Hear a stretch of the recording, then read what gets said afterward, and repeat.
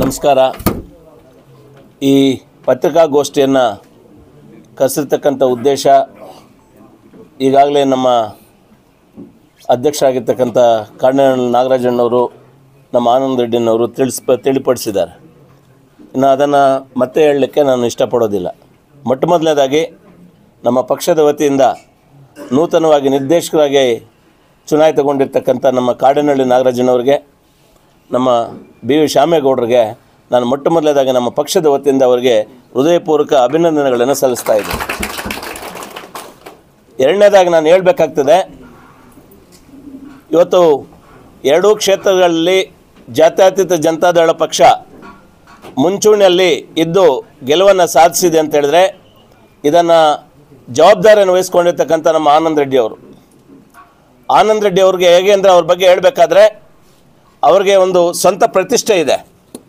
ಸ್ವಂತ ಪ್ರತಿಷ್ಠೆ ಜೊತೆಗೆ ಒಂದು ಜವಾಬ್ದಾರಿ ಇದೆ. ಪಕ್ಷದಲ್ಲಿ ಅವರಿಗೆ ಎರಡೂ ಕ್ಷೇತ್ರಗಳೊಂದು ಜವಾಬ್ದಾರಿಯನ್ನು ಕೊಟ್ಟಾಗ ಎಲ್ಲ ನಾಯಕರುಗಳನ್ನು ವಿಶ್ವಾಸಕ್ಕೆ ತೆಗೆದುಕೊಂಡು ಅರ್ಧ ರಾತ್ರಿ ಅಂದರೆ 1 ಗಂಟೆ ಆಗಿರ್ಬೋದು, 2 ಗಂಟೆ ಆಗ್ಬೋದು, ನಮಗೆ ಫೋನ್ ಕಾಲ್ಸ್ ಬರ್ತಾಯಿತ್ತು.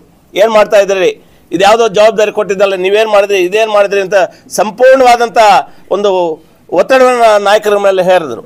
ಅವ್ರಿಗೆ ಏನು ಪರಿಪೂರ್ಣವಾದಂಥ ಒಂದು ಜವಾಬ್ದಾರಿಯನ್ನು ಕೊಟ್ಟಿದ್ರೋ ಅದನ್ನು ಗೆಲ್ಲಿಸೋವರೆಗೂ ಅದನ್ನು ಪರಿಪೂರ್ಣವಾಗಿ ಆ ಜವಾಬ್ದಾರಿಯನ್ನು ನಿಭಾಯಿಸಿ ಇವತ್ತು ಒಂದು ಗೆಲುವಿಗೆ ಎಲ್ಲ ನಮ್ಮ ನಾಯಕರನ್ನು ವಿಶ್ವಾಸಕ್ಕೆ ತೆಗೆದುಕೊಂಡು, ನಮ್ಮ ಕಾರ್ಯಕರ್ತರನ್ನು ವಿಶ್ವಾಸಕ್ಕೆ ತಗೊಂಡು ಇವತ್ತನ್ನು ಗೆಲುವಿಗೆ ಅವರು ಕಾರಣಕರ್ತರಾಗಿದ್ದಾರೆ.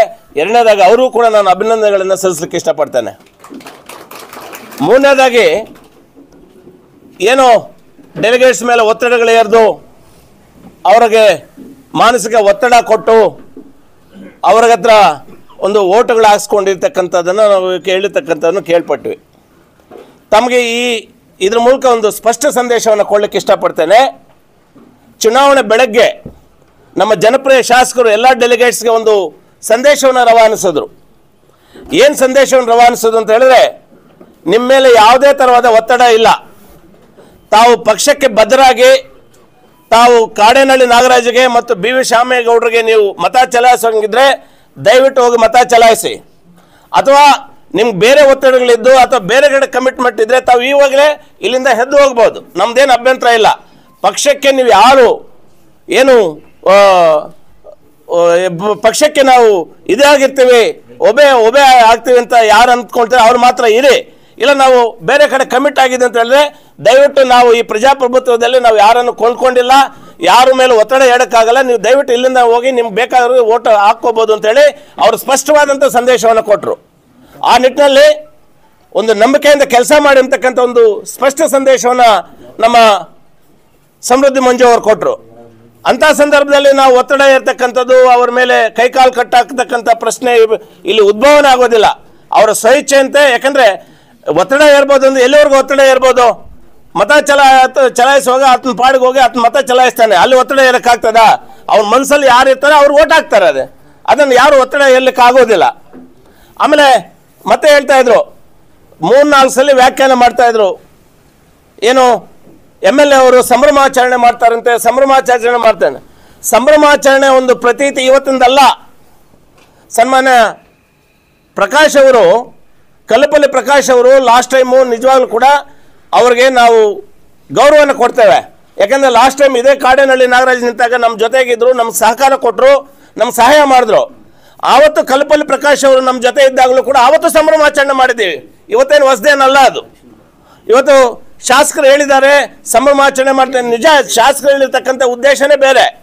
ಶಾಸಕರು ಯಾಕೆ ಏನು ಹೇಳಿದ್ರು ಅಂತ ಹೇಳಿದ್ರೆ, ಇದೇ ಆಲಂಗೂರು ಶ್ರೀನಿವಾಸ್ ಅವರು ಈ ತಾಲೂಕಲ್ಲಿ MLA ಆಗಿದ್ದಾಗ, ಮಂತ್ರಿಗಳಾಗಿದ್ದಾಗ ಅನೇಕ ಸ್ಥಳೀಯ ಸಂಸ್ಥೆಗಳು ನಮ್ಮ ಹತೋಟಿಯಲ್ಲಿತ್ತು, ಜಾತ್ಯತೀತ ಜನತಾದಳದ ಒಂದು ಹತೋಟಿಯಲ್ಲಿತ್ತು. ಅವ್ರು ತೀರೋದ ಮೇಲೆ 15 ವರ್ಷ ನಮಗೆ ಅಧಿಕಾರ ಇಲ್ಲ ಪಕ್ಷಕ್ಕೆ. ಆವಾಗ ಸ್ಥಳೀಯ ಸಂಸ್ಥೆಗಳನ್ನು ನಮ್ಮ ಹಿಡಿತಕ್ಕೆ ತಗೊಳ್ಳೋಕ್ಕಾಗಲಿಲ್ಲ.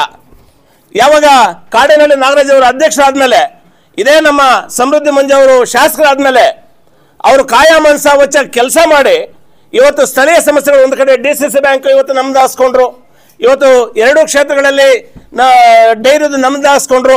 ಅಂದರೆ ಎಲ್ಲ ಸ್ಥಳೀಯ ಸಂಸ್ಥೆಗಳು ನಮ್ಮ ಪಾಲಿಗೆ ಬರ್ತಾ ಇದೆ. ಈಗ ಪಕ್ಷದ ಒಂದು ವರ್ಚಸ್ಸು ಹೆಚ್ಚಾಗ್ತಾ ಇದೆ.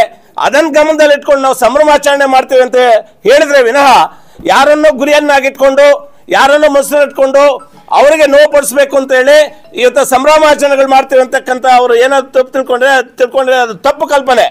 ಇದು ನಮ್ಮ ಸ್ಪಷ್ಟವಾಗಿ ಹೇಳ್ತೇನೆ, ನಮ್ಮ ಶಾಸಕರ ಒಂದು ಸ್ಪಷ್ಟ ಸಂದೇಶ ಏನಂತ ಹೇಳಿದ್ರೆ, ಎಲ್ಲ ಈಗ ಒಂದರ ನಂತರ ಒಂದು ಸ್ಥಳೀಯ ಸಂಸ್ಥೆಗಳು ನಮ್ಮ ಕೈಗೆ ಬರ್ತಾ ಇದೆ. ಆ ನಿಟ್ಟಿನಲ್ಲಿ ನಾವು ಪಕ್ಷದ ವತಿಯಿಂದ ಯಾರಿಗೋಸ್ಕರ ನಾವು ಸಂಭ್ರಮಾಚರಣೆ ಅಲ್ಲ, ಪಕ್ಷದ ವರ್ಚಸ್ಸಿಗೋಸ್ಕರ ಸಂಭ್ರಮಾಚರಣೆ ಮಾಡ್ತೀವಿ ಅಂತಕ್ಕಂಥ ಒಂದು ಉಲ್ಲೇಖವನ್ನು ನಮ್ಮ ಶಾಸಕರು ಮಾಡಿದ್ರು. ಮತ್ತೆ ಹೇಳಿದ್ರು, ಇವತ್ತು ಕಾಡೇನಹಳ್ಳಿ ನಾಗರಾಜ್ ಅವರು ಗೊಳವಂತ ಹತ್ತೆ ಅವರು ಡೆಲಿಗೇಷನ್ ಒಂದು ಸಹಾಭೂತಿಯನ್ನು ಗಳಿಸ್ಕೊಳ್ಳೋದಕ್ಕೆ ಹತ್ತರು ಅಂತಲ್ಲ. ನಾವೆಲ್ಲರೂ ಕೂಡ ಮನುಷ್ಯರು, ನಮಗೆ ಭಾವನೆಗಳಿರ್ತವೆ.